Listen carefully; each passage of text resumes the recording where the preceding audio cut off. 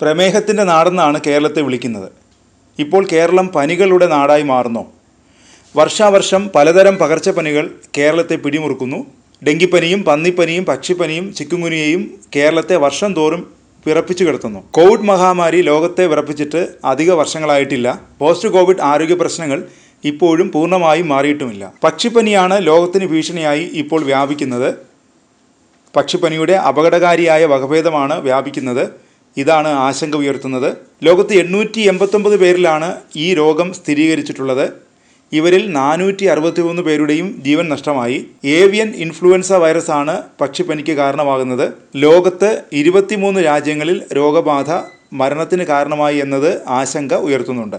H5N1, H5N6, H3N8, H7N4, H7N9, H9N2, H10N3, H10N5 എന്നിവയാണ് മനുഷ്യരിൽ report ചെയ്യപ്പെട്ട പക്ഷിപ്പനിയുടെ വകഭേദങ്ങൾ.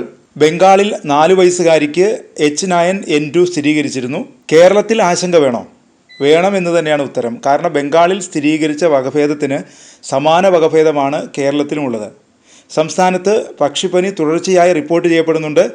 അതിനാൽ തുടർ നടപടികളുമായി ആരോഗ്യവകുപ്പ് മുന്നോട്ട് പോവുകയാണ്. നിലവിൽ ആലപ്പുഴ ജില്ല, കോട്ടയം ജില്ലയിലെ വൈക്കം, ചങ്ങനാശ്ശേരി താലൂക്കുകളും പത്തനംതിട്ട ജില്ലയിൽ തിരുവല്ല താലൂക്കും പക്ഷിപ്പനി ഹോട്ട്സ്പോട്ടുകളാണ്. നേരത്തെ താറാവുകളിലാണ് രോഗം കണ്ടിരുന്നത്. എന്നാൽ ഈ വർഷം കോഴികളിലും കാക്ക, കൊക്ക്, പരുന്ത്, പ്രാവ്, മയിൽ തുടങ്ങിയവയിലും പക്ഷിപ്പനി സ്ഥിരീകരിച്ചിട്ടുണ്ട്. ഈ വർഷം മാത്രം 41 സ്ഥലങ്ങളിൽ പക്ഷിപ്പനി സ്ഥിരീകരിച്ചു.